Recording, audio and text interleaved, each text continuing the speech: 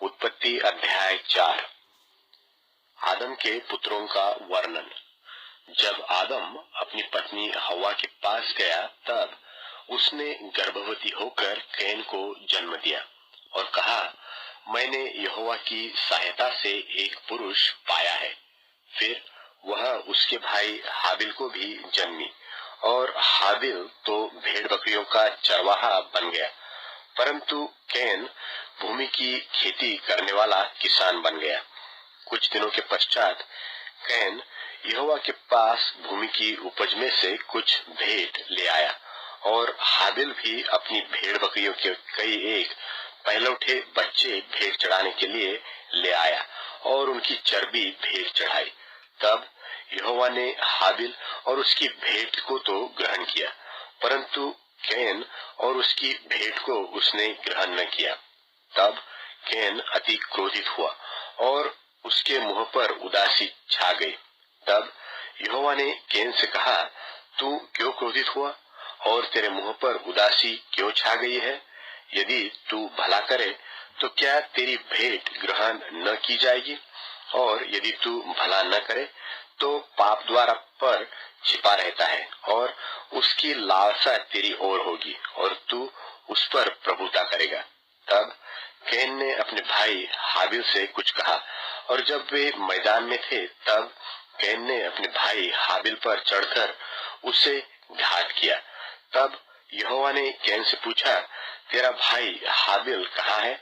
उसने कहा, मालूम नहीं, क्या मैं अपने भाई का रखवाला हूँ? उसने कहा, तूने क्या किया है?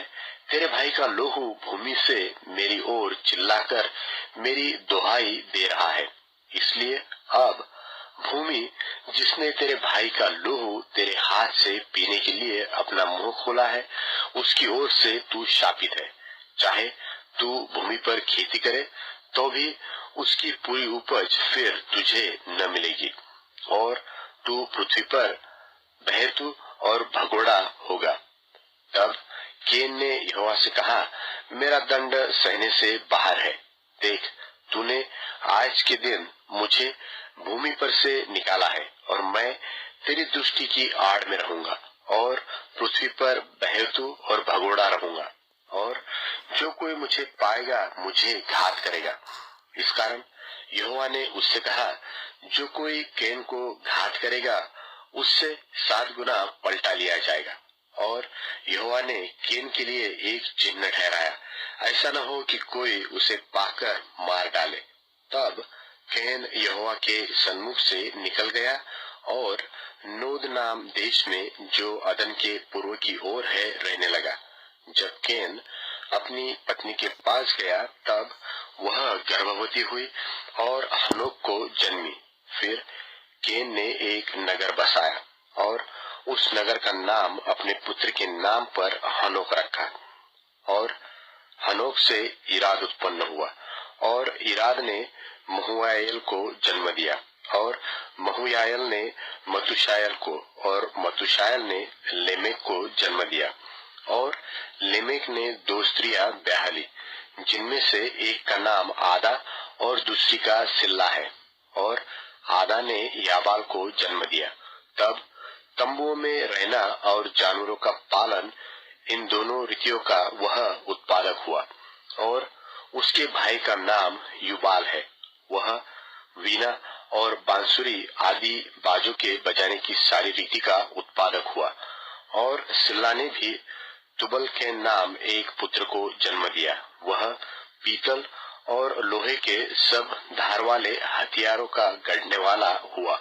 और तुबेल की बहन का नाम नामा था।